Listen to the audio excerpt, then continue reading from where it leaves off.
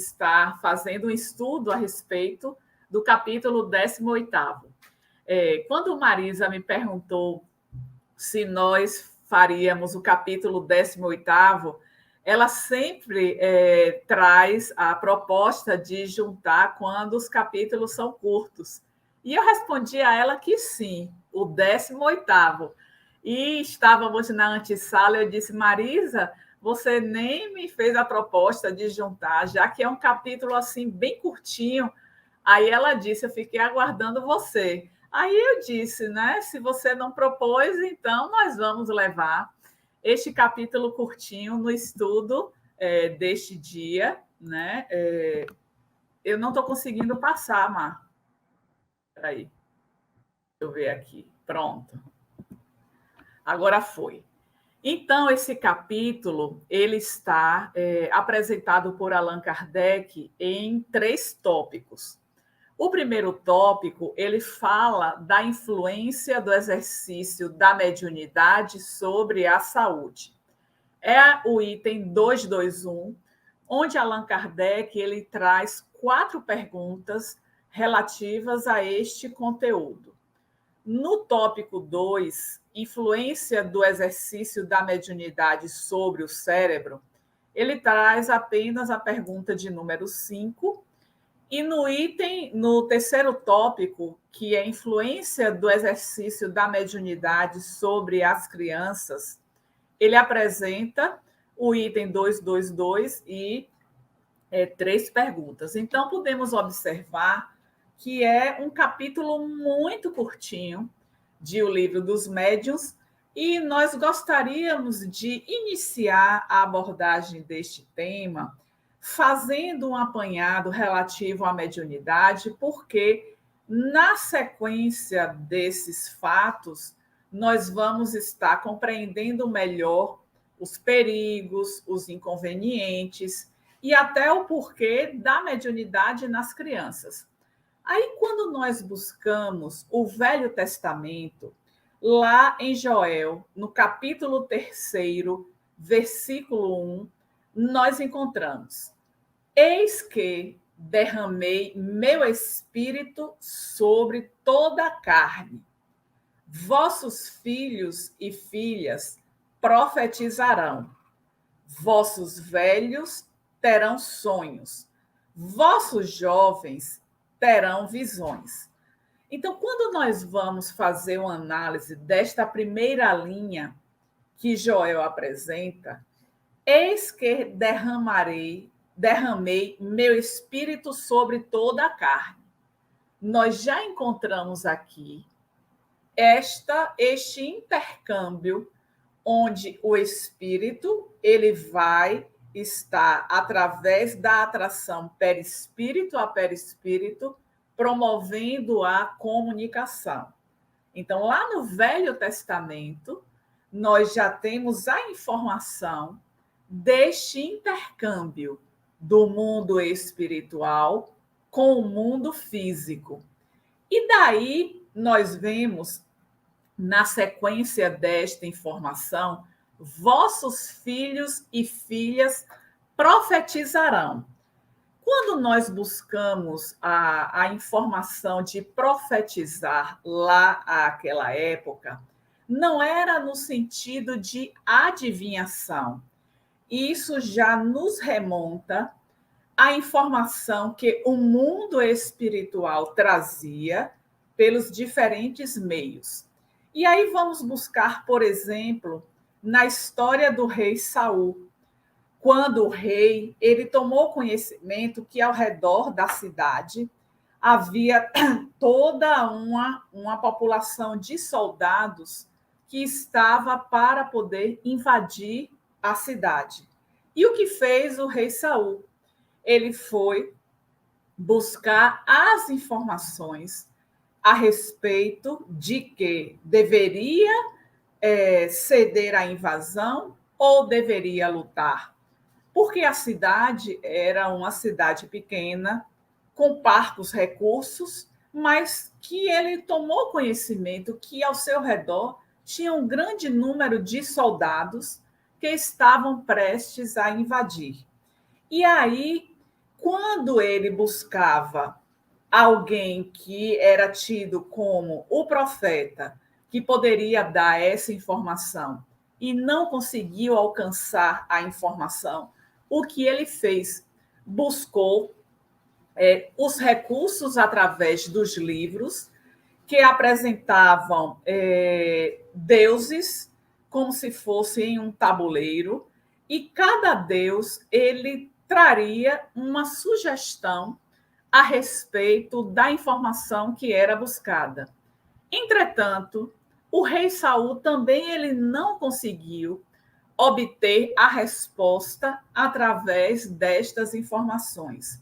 E daí vamos pensar que a mediunidade onírica, ou seja, a mediunidade que vem através dos sonhos, também se apresentou lá no tempo de Jesus, do seu nascimento, quando José estava com Maria e Jesus, e ele, em sonho, ouve do arcanjo Gabriel que deveria fugir com Maria e com a criança para o Egito por conta da matança que havia sido ordenada por Herodes de todas as crianças que tivessem de 0 a 1 ano de idade, porque ele tomou conhecimento de que o rei havia nascido e ele, com receio de perder o seu lugar no trono, ele busca, através desta ordem, trazer a morte a todas as crianças de 0 a 1 ano.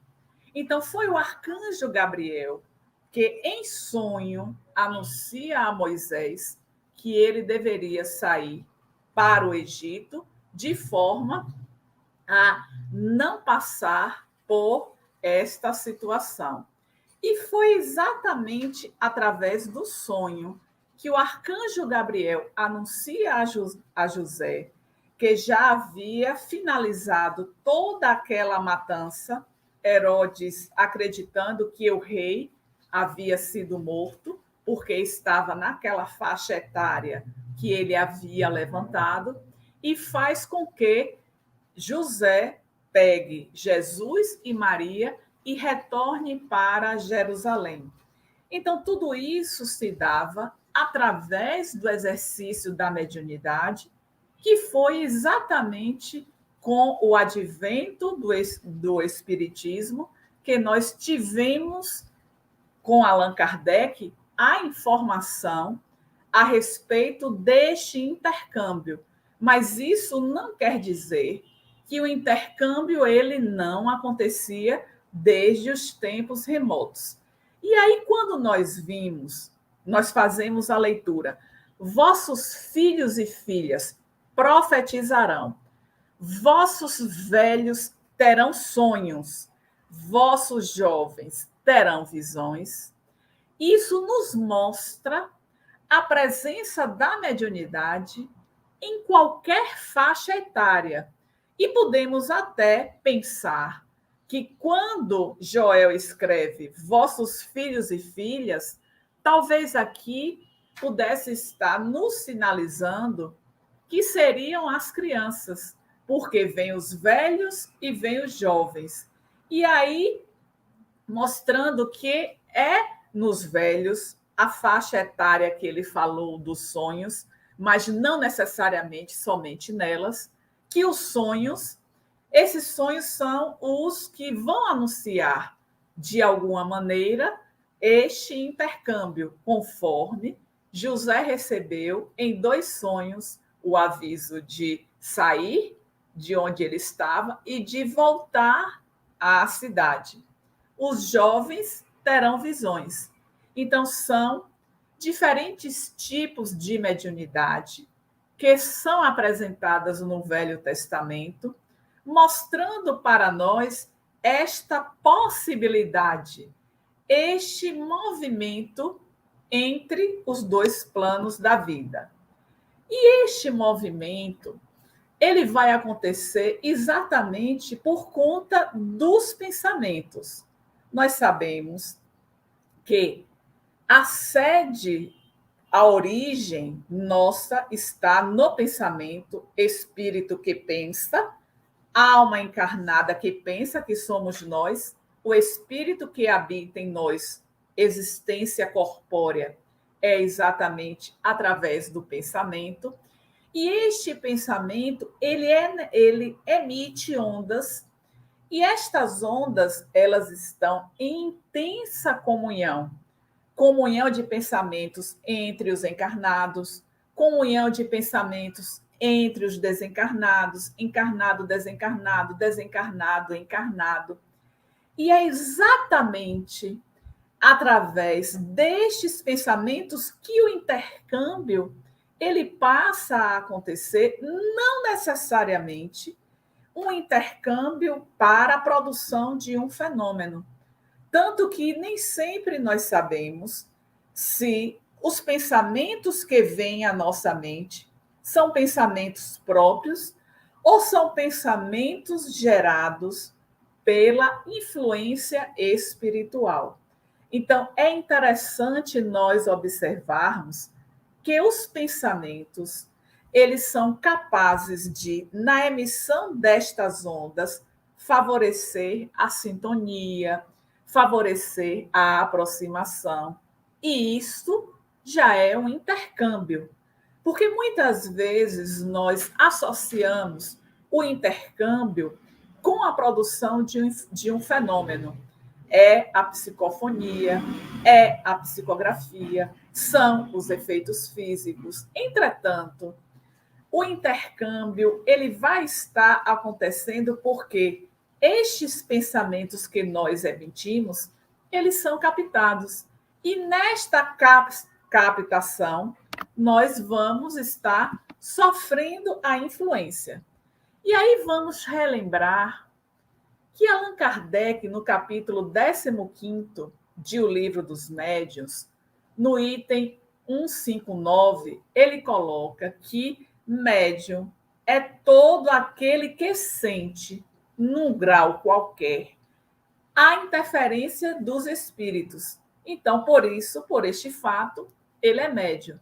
E aí, quando vamos lá, na indagação de Allan Kardec, em O Livro dos Espíritos, quando Kardec pergunta se pode os espíritos influenciar em nossos pensamentos e atos, qual é a resposta dos benfeitores a este respeito?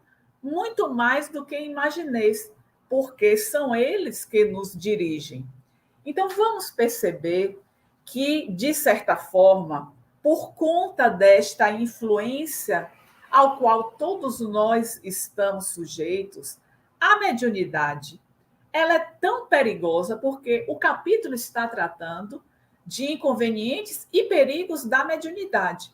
Então, nós trouxemos esta abordagem inicial para poder percebermos que, como todos nós somos médiuns, todos nós estamos sujeitos a esta influência, o perigo no exercício da mediunidade é exatamente na mesma proporção que é perigoso viver em sociedade, porque a mediunidade, ela é, de fato, este ponto de contato que ocorre entre duas sociedades, que é esta comunhão, que é esta chuva de pensamentos que se exteriorizam e que possibilita a esta sintonia. Então, todo cuidado é pouco neste exercício por conta deste nosso ser mergulhado na existência corpórea que está sujeito a todo este tipo de influência. E aí vamos lá para o Livro dos Médiuns, no item 200, nós já passamos por isso, porque nós vamos hoje tratar do item 221 e 222, quando Allan Kardec nos mostra que os sinais físicos em os quais algumas pessoas julgam ver indícios de mediunidade nada tem de infalíveis. Ela se manifesta na criança, nos velhos, nos homens, nas mulheres. quaisquer que seja o temperamento, o estado de saúde, o grau de desenvolvimento intelectual e moral. Já falamos a respeito disso em outras exposições, mas vale destacar que não existe condição social, econômica, de idade que vai dizer, não, nesta idade a mediunidade vai aparecer. E nós também, muitas vezes, carregamos alguns estereótipos, algumas marcas, para poder dizer que este perfil indica que o indivíduo é médio. Por exemplo, se tem a orelha de abano, é porque ele é um médio audiente. Se tem o nariz afilado, se tem uma testa mais larga. Então, muitas vezes, nós criamos estereótipos para poder afirmar que aquele que se apresenta daquela maneira, ele é um médio, quando não necessariamente aquilo que parece ser não é. Às vezes a gente diz, Tânia não tem nada com relação a fatores que indiquem que ela é médium. Ou o contrário também pode acontecer. Tânia aparenta isso, aquilo, mais aquilo outro, que podemos afirmar que ela é médium. E esse é o nosso equívoco, porque aquilo que parece ser não é, e o que não parece ser é. Então, estes sinais não são sinais que vão, de fato, dizer, no aspecto exterior, que eu sou médium, que eu não sou médium, mas sim no próprio curso da vida, essas manifestações elas vão se dar por outros aspectos que muitas vezes nós nos colocamos distantes desta apreensão, mas que eles vão se manifestar sim. E aí, alguns destes perigos que são colocados no exercício da mediunidade é porque, por exemplo, nós podemos ser enganados, nós podemos ser mal inspirados.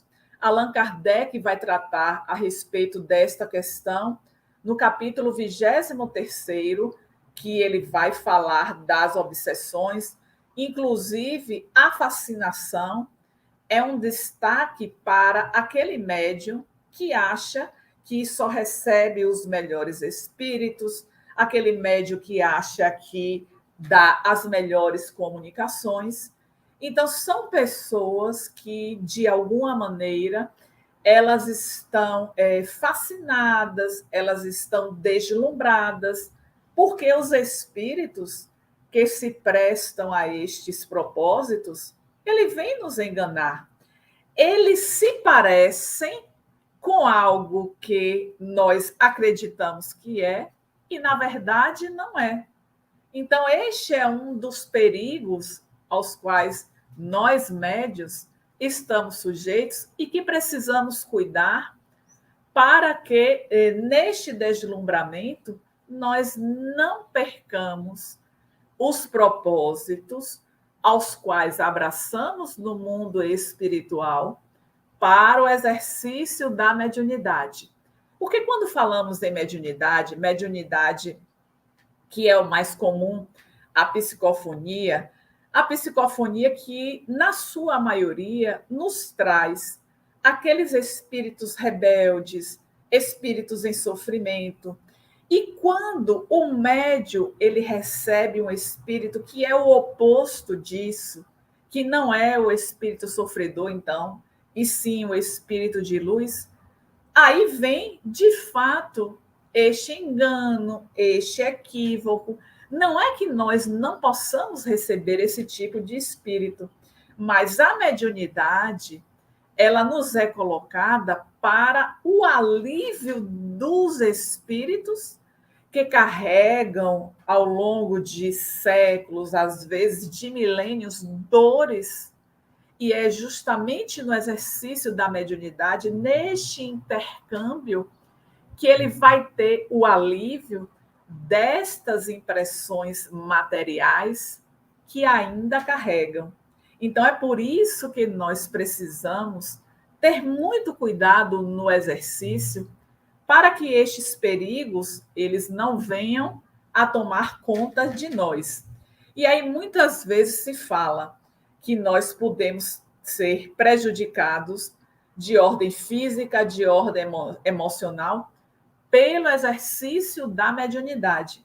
Aí é que vem o cuidado que nós precisamos ter para poder estar, de fato, mergulhados no exercício da mediunidade.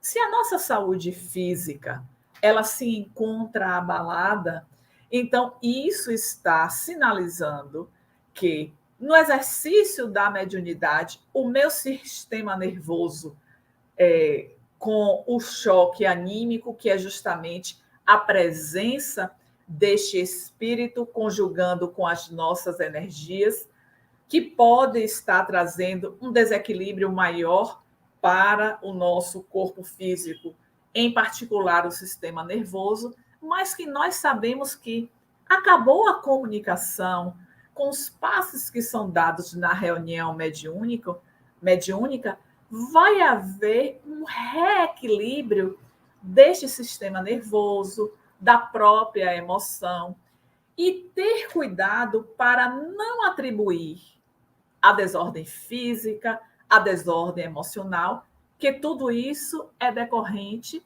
do exercício da mediunidade. Daí a importância de estarmos aqui no estudo, nesta sintonia, no aprendizado, para que, conhecendo melhor a nossa faculdade, nós possamos estar exercendo com mais segurança, com mais domínio, para que sejamos, de fato, o intermediário da mensagem ao qual nós nos propomos ser esses intermediários e estarmos trazendo a maior fidedignidade naquilo que captamos do espírito e que vamos traduzir na comunicação.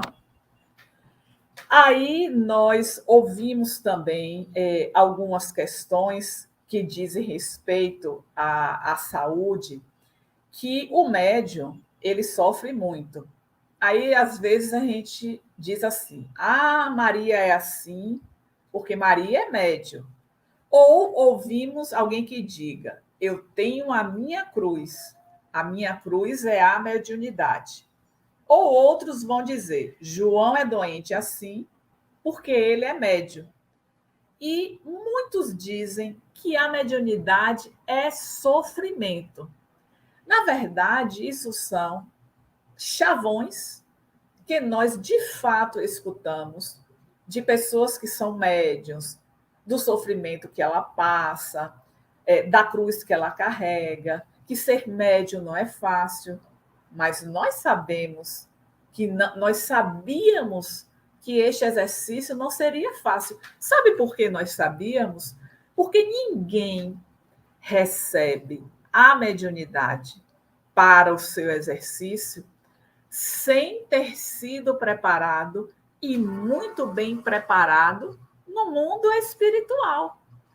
Então, tudo isso foi muito bem trazido para nós, do que o nosso corpo poderia apresentar, as nossas emoções, mas que era a nossa oportunidade de libertação. Então, não é a mediunidade que leva ao adoecimento.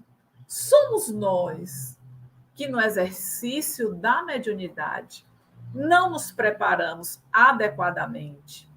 Nós nos colocamos nas nossas vivências corpóreas de tal maneira que vai gerar um adoecimento não pela mediunidade. Então, nós precisamos desmistificar que eu adoeci por conta da mediunidade.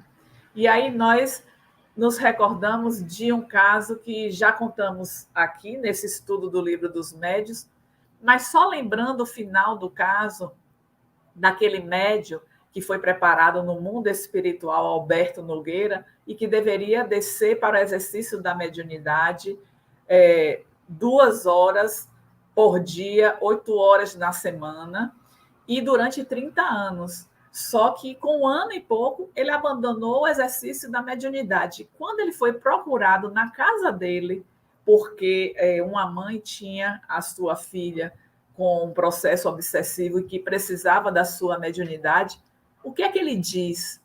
Eu adoeci. Não sei se foi por isso que eu adoeci, me afastei, ou seja, há sempre um direcionamento para o adoecimento, como sendo a causa disso tudo a mediunidade. Mas não é a mediunidade que nos adoece. Aí os espíritos dizem que não é verdade este adoecimento relativo à mediunidade, que a mediunidade é faculdade que nos ajuda a entender o porquê sofremos. E como é que se dá esse entendimento para nós? Quando estamos, por exemplo, em uma reunião mediúnica, que os espíritos chegam mostrando o sofrimento superlativo, o que foi que eles passaram, e muitas vezes eles tomam conhecimento de que toda aquela condição pela qual eles passaram, ela é decorrente de ações pregressas que eles tiveram e que agora é o momento do ressarcimento. É no exercício da mediunidade que vamos oportunizando também os espíritos superiores, através das suas mensagens, sinalizarem para nós a existência da lei de causa e efeito, que toda plantação que nós fazemos ao longo da nossa existência, esta plantação, ela vai nos trazer a semeadura no porvir. Então, tudo isso nós aprendemos através do exercício da mediunidade, as causas do sofrimento. E, com todo este aprendizado, nós ainda não estamos fazendo o lançamento das boas sementes ao solo da nossa existência, que vão gerar o sofrimento no futuro.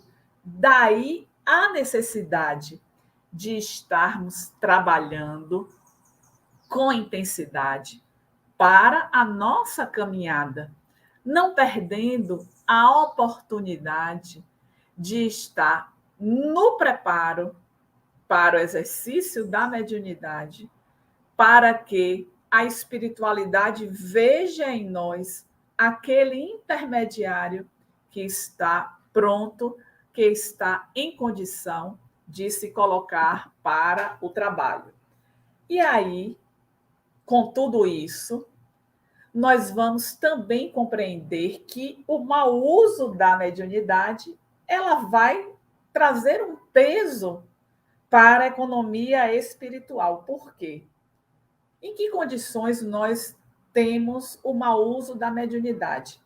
Aí vamos destacar um aspecto que chama muita atenção quando nós nos utilizamos da mediunidade para poder auferir recursos financeiros, nos esquecendo de que nós precisamos dar de graça aquilo que nós recebemos. Ou seja, se nós somos estes que ouvimos, que percebemos, nós precisamos oferecer em contrapartida a resposta a este recurso de maneira gratuita, para que isso não venha a repercutir no futuro no débito para a economia espiritual. Um equívoco nosso, este equívoco ele vai refletir na sociedade. Vamos imaginar a soma dos equívocos individuais Que repercussão isso não trará para a economia social? Daí a necessidade do nosso investimento, porque o mau uso também é um perigo. Qual é o perigo do mau uso? Aquilo que nós vamos levar para o outro com o mau uso da mediunidade. E aí os espíritos, eles vêm nos dizer que, com ou sem mediunidade, o sofrimento ele está inerente aos atos que praticamos. E aí eu pergunto aos teleouvintes, para uma reflexão individual: de que maneira têm sido as nossas ações no cotidiano? Porque se sabemos que tudo quanto fazemos de bem vai gerar o bem, e em contrapartida, o mal que também fazemos vai gerar o mal, então tudo isso deve nos servir de alerta sobre o quanto devemos buscar cada vez mais as nossas ações na direção do bem, para que possamos nos libertar cada vez mais destes equívocos, das quedas que nós tivemos em nosso passado, daquilo que, porventura, nós não conseguimos estar fazendo em nossa caminhada, porque assumimos compromissos perante a vida, perante esta existência. E estes compromissos que nós assumimos, nós precisamos dar conta. Se não damos conta dos compromissos assumimos, vamos gerar um débito. E todo débito que é gerado, ele vai precisar ser ressarcido. Então, não é a mediunidade que vai estar direcionando para nós o sofrimento, o adoecimento, o descontrole das emoções.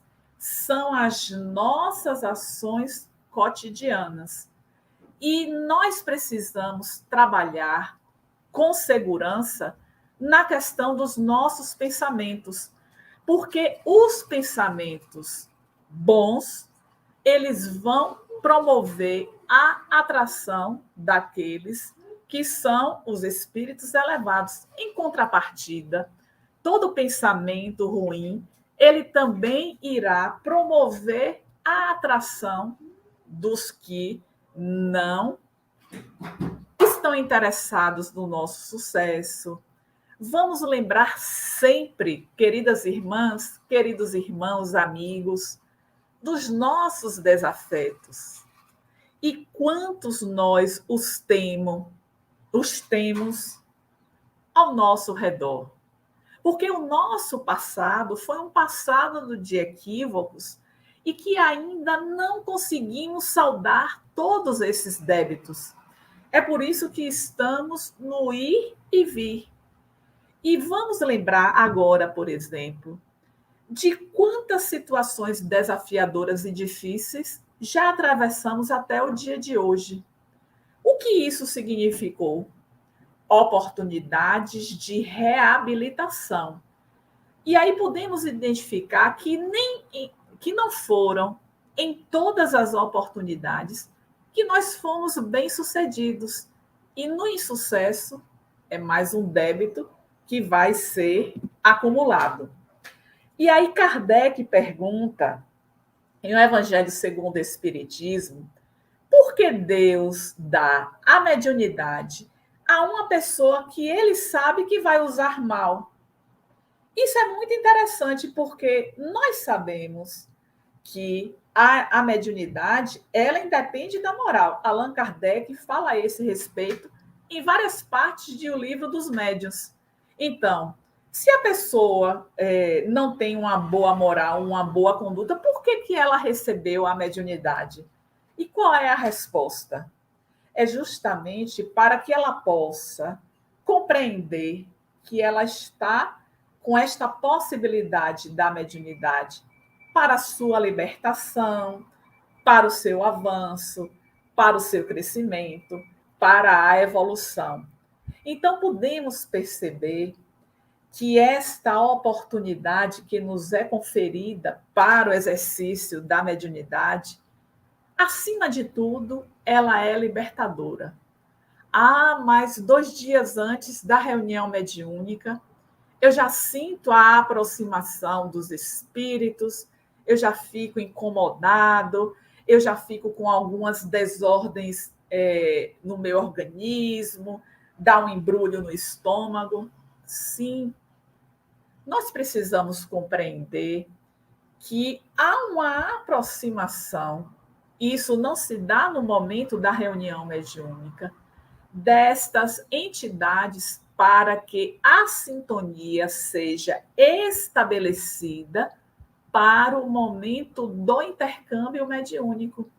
E as entidades em sofrimento, elas vão, de alguma maneira, promover essa desordem, este desequilíbrio, mas isso não trará prejuízos para nós, porque nós temos a assistência daqueles que são os responsáveis pelo trabalho mediúnico, a equipe do mundo espiritual responsável por isso, que vai estar atenta e vai estar nos auxiliando. Só que tem um detalhe: para que nós possamos receber o auxílio, nós precisamos estar aptos, abertos, sintonizados para receber isso. Então, o campo se abre para poder haver uma sintonia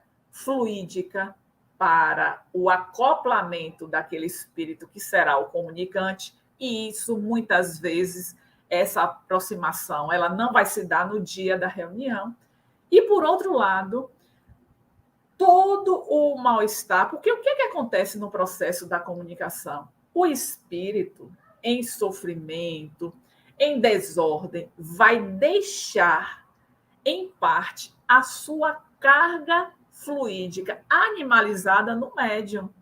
Só que o médium, ainda na reunião mediúnica, com os passos que são dados na reunião mediúnica, ele vai conseguir se libertar desta influência que recebeu durante a comunicação ou previamente ao horário da reunião mediúnica, na véspera, no próprio dia.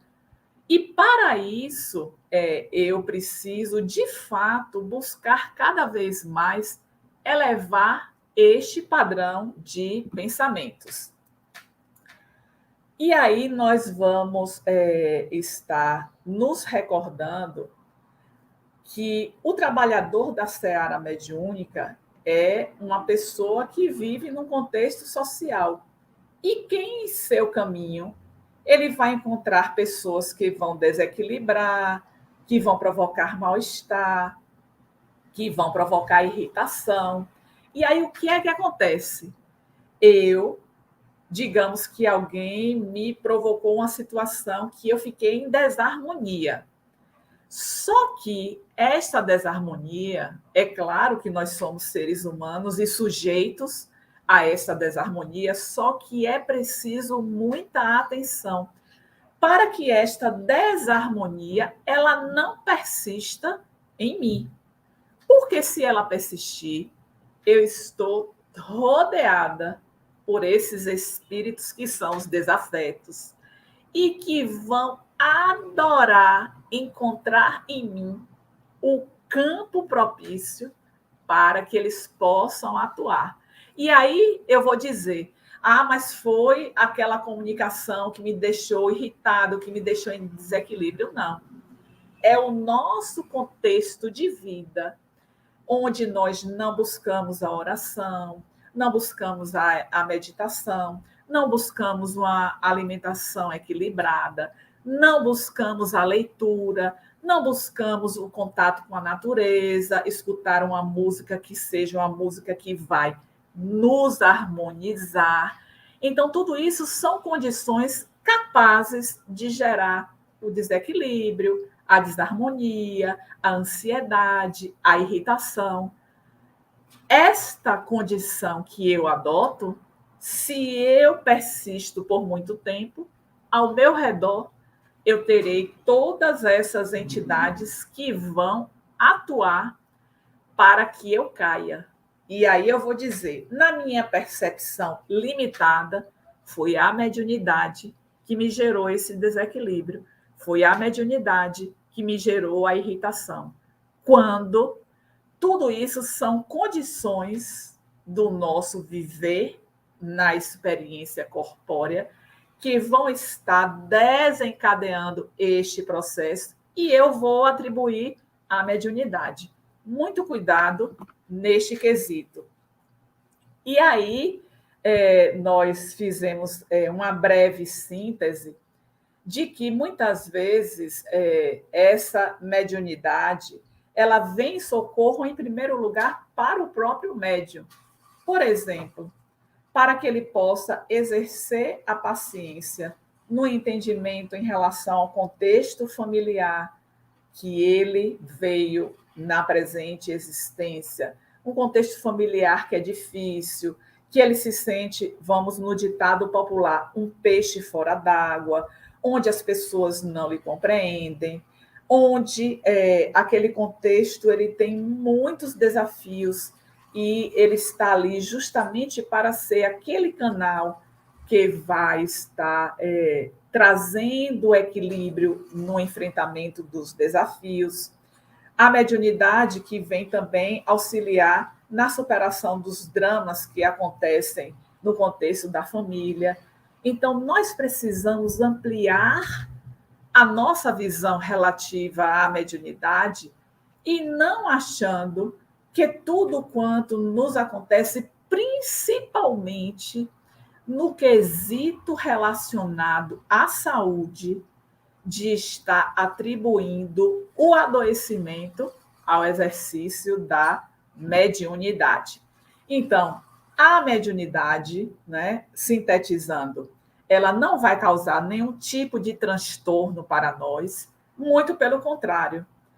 Ela é capaz de estar evitando os transtornos, porque a própria mediunidade, este intercâmbio que nós estabelecemos com o mundo espiritual, vai nos aproximando cada vez mais da nossa realidade existencial. Vai mostrando para nós que toda essa experiência, um dia, ela vai finalizar. E quando nós fizermos a nossa viagem de retorno, certamente nós teremos que ter uma bagagem consistente para que a nossa experiência ela tenha um saldo muito positivo, porque é claro que toda a nossa experiência ela nos traz um crescimento. E esse crescimento que nós almejamos, todos nós almejamos o crescimento, o amadurecimento, mas é preciso que isso seja muito mais do que nós estamos almejando alcançar. E para isso, aqueles que de fato exercitam a mediunidade de forma ostensiva têm que ter um olhar diferenciado para essa questão relativa à sua saúde física, à sua saúde emocional, e tendo a clareza de que a sua vida espiritual pode ter um crescimento tão grande, como diz a benfeitora Joana de Ângeles, no livro Qualidade na Prática Mediúnica, quando Divaldo coloca que o pensamento da benfeitora, que todos aqueles que conseguem levar no exercício da mediunidade as propostas que foram estabelecidas, eles conseguem fazer 2 encarnações em uma. Já falamos outras vezes a respeito deste aspecto levantado pela benfeitora Joana de Ângeles, mas queremos trazer mais uma vez, porque isso nos mostra o quanto nós podemos, de fato, galgar a libertação de duas existências que foram mal sucedidas em uma só, que é essa que vai nos libertar, que é essa que vai promover o nosso crescimento. E aí nós trouxemos, né, a imagem de Chico Xavier, este que foi um grande médium, que trouxe para nós inúmeras obras, quando ele estava chorando muito certa feita, e aí chegou Emmanuel e perguntou: Chico, por que você está chorando tanto? E aí ele diz: mas Emmanuel, você não está ouvindo que o Padre está a todo instante a dizer de mim que eu tenho couro de rinoceronte para poder receber tantos espíritos? E aí, Emmanuel, que nós já sabemos, né, a característica deste espírito, o guia de Chico Xavier. Sim, mas se você não tem se você não tem o couro de rinoceronte, vá buscar ter. Não fique chorando, se lamentando por essas ocorrências. Você precisa se preparar para as alfinetadas da vida, para o que as pessoas vão falar de você e não sendo verdade aquilo que elas estão falando, que você não se melindre. Vá trabalhar para ter este couro de rinoceronte. E aí, Chico Xavier, diante, né, de tudo que as pessoas falavam, deixavam de falar dele, ele sempre dizia: vai com Deus, siga em paz, e não se deixar envolver pela malignidade da língua das pessoas, porque nós sabemos, tem pessoas que têm este potencial de destruir a vida do outro. Nós soubemos de um caso que aconteceu aqui em nosso estado, de uma pessoa que trabalhava no serviço público. Essa pessoa foi vítima de uma calúnia. Esta calúnia levou ela a perder o emprego, porque foi dito que ela estava envolvida com um colega de trabalho que era casado. O marido, tomando conhecimento desta calúnia, largou ela. O que fez esta pessoa? Se suicidou. Então, nós precisamos cuidar mais daquilo que nós estamos falando a respeito do outro. Aquilo é verdade? Aquilo vai agregar para que nós não venhamos a causar prejuízos na vida do outro. Imagine o que é uma calúnia levar a um desemprego, levar a um rompimento do relacionamento afetivo e, por fim, ao suicídio.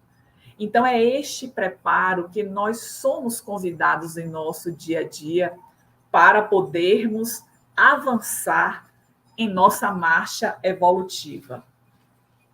E aí, neste item 221, que Allan Kardec vai estar tratando relativo à questão da saúde, ele pergunta se, na questão 1, se a faculdade mediúnica é indício de um estado patológico qualquer ou simplesmente de um estado anormal.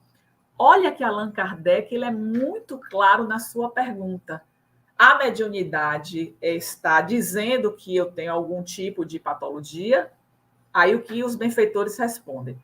Anormal, às vezes, mas não patológico. Ou seja, a mediunidade, a gente precisa desmistificar e volta a tocar nessa mesma tecla, que a mediunidade ela vai provocar um adoecimento. Então, eles respondem: anormal, às vezes, mas não patológico.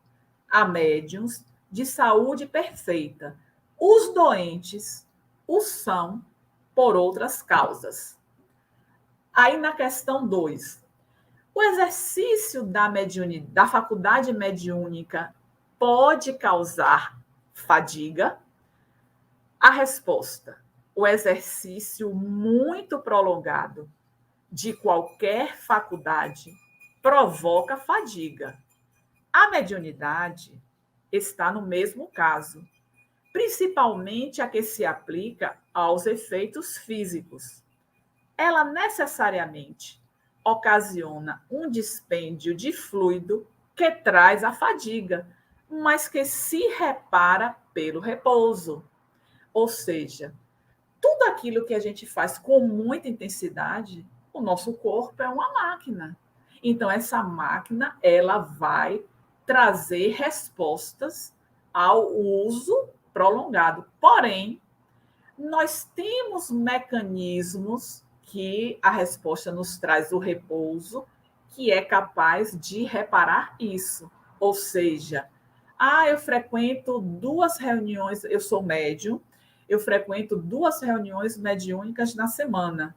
Isso vai me ocasionar fadiga? É claro que todo exercício ele é capaz, sim, de provocar a fadiga, mas que logo ela vai ser reparada.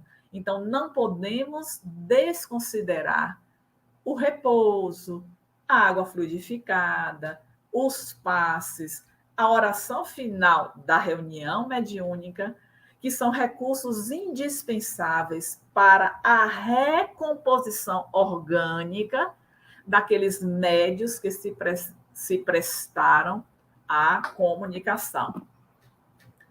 Aí Allan Kardec vem tratar também de pessoas frágeis, no item 222, e ele coloca que não convém excitar nem animar mediunidade em pessoas débeis, excêntricas, que apresentam fragilidade das faculdades mentais, porque nelas há predisposição evidente para a loucura, que pode manifestar-se por efeito de qualquer superexcitação. Allan Kardec vai discutir a questão de que a mediunidade é capaz de provocar a loucura.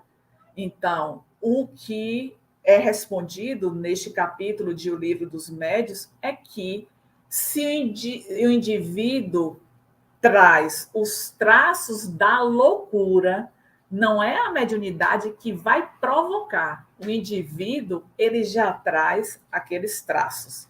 E por isso é importante se verificar para que estas pessoas que já têm essas debilidades de ordem das suas faculdades mentais, que elas não sejam colocadas para a educação, o desenvolvimento mediúnico. E fazendo uma ponte, né, em relação à faculdade mediúnica e à loucura, que todos nós precisamos, né, estar centrados neste bom senso. Se eu reconheço fragilidades de ordem mental, eu não devo me colocar à disposição do trabalho, a lógica e o equilíbrio que se faz necessário para um bom exercício mediúnico. Aí vem o outro tópico, né? Na verdade, conforme nós falamos no início, Allan Kardec destaca 3 tópicos neste capítulo 18º de O Livro dos Médios. Um é relativo a essa fragilidade mental, fazendo uma ponte com a loucura. A outra é sobre os perigos do exercício da mediunidade com relação à saúde. E, por fim, quer dizer, não está na ordem que foi apresentada, Allan Kardec vai tratar do exercício da mediunidade sobre as crianças. E aí, na questão 6, ele indaga: será inconveniente desenvolver-se a mediunidade nas crianças? A resposta foi: certamente. E sustento mesmo que seria muito perigoso, visto que estes organismos débeis e delicados sofreriam fortes abalos e as imaginações infantis excessiva superexcitação. Essa é uma foto de tio Divaldo jovem, eu não conseguia arranjar uma foto dele criança, mas nós sabemos que o tio Divaldo ele brincava com o índio jaguaraçu, desde os 4 anos. E muitas das crianças o chamavam de louco, porque ele tinha essa constante interseção com os espíritos. Mas a mediunidade, ela não deve ser desenvolvida na criança. Lembrando que até mais ou menos os 7 anos, a criança ela ainda está na fase de sedimentação da sua reencarnação. Isso possibilita uma comunhão mais estreita com o mundo espiritual, que não significa que a criança ela tem mediunidade. Por conta deste período de solidificação da sua reencarnação, isso é passível de estar acontecendo. E aí você, muitas vezes, mas meu filho, criança, ele é médium. Não precisa, deixe que, se ele for médium, de fato, ele vai estar desenvolvendo, talvez, isso sendo uma fase, vai desaparecer, voltar a se apresentar na fase adulta, até na própria velhice, nós vemos que isso também pode acontecer. Aqui é uma foto de Chico Xavier, também jovem, não conseguimos uma foto dele ainda criança, mas nós sabemos que Chico Xavier, ele perdeu a sua mãe muito cedo e aos 5 anos ele já tinha diálogos com a sua mãe, que na primeira aparição da sua mãe, ele não conseguiu, no momento, se lembrar que a sua mãe havia desencarnado. E aí, no item 8, vão perguntar em que idade se pode ocupar sem inconvenientes de mediunidade. E aí a resposta que foi dada é: não há idade precisa. Isso depende inteiramente do desenvolvimento físico e, mais ainda, do desenvolvimento moral. Há crianças de 12 anos que serão menos afetadas pela faculdade mediúnica do que algumas pessoas já formadas. E aí, lembrando do caso de Chico Xavier, nessa primeira aparição da sua mãe, quando ele, todo dia, ele tomava uma surra da sua madrinha, ele correu para o quintal, e aí, fazendo queixa à sua mãe, ela disse o quê? Você precisa crescer forte para o trabalho. Então, muitas vezes, nós não compreendemos essas situações desafiadoras, essas situações difíceis que acontecem conosco, que elas são a oportunidade, são os momentos que nos chegam para nos fortalecer e nos deixar prontos para experiências mais difíceis que surgirão no futuro. Então, mediunidade na criança é um inconveniente nós colocarmos para o desenvolvimento. É necessário que nós, diante da criança estar relatando do que ela está vendo, não dizer, não, isso é mentira, isso não está acontecendo, e sim ter um diálogo franco.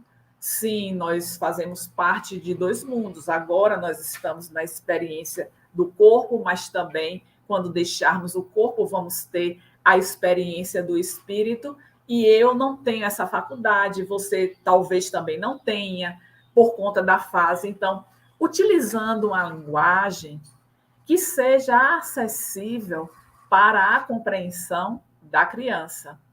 E se porventura seja algo que vá atormentar, nós buscarmos o recurso da oração, levar as nossas crianças para a evangelização infantil, estimular a participação no evangelho no lar. Então, esses são recursos que estão disponíveis às nossas mãos e que nós podemos buscar para poder fazer com que esta fase da mediunidade que porventura esteja aparecendo, ela tenha um curso normal e que adiante se possa trabalhar para a sua educação mediúnica. E aí, finalizamos, né, este pequeno capítulo dizendo para que nós possamos seguir confiantes no exercício da mediunidade, para que os perigos neste exercício não se aproximem e os inconvenientes sejam observados. Esta observação, ela será possível na medida que nós buscarmos os estudos relativos à mediunidade, as leituras relativas à mediunidade, que vai estar nos proporcionando a educação que se faz necessária para o uso da faculdade. Não nos esquecendo da recomendação da benfeitora Joana de Ângeles, quando ela diz para estudarmos a doutrina e nos estudarmos. Então, o que é esse estudo? O estudo de si mesmo, que vai estar nos elevando na medida que nós reconhecemos as nossas fragilidades e vamos buscar trabalhar para poder debelar essas fragilidades que existem em nós, para que assim possamos estar alertas diante dos perigos que o exercício da mediunidade poderão estar trazendo à nossa experiência e, estando alerta, evitaremos que estes perigos eles se aproximem de nós. Então, estas são as nossas considerações, Marisa.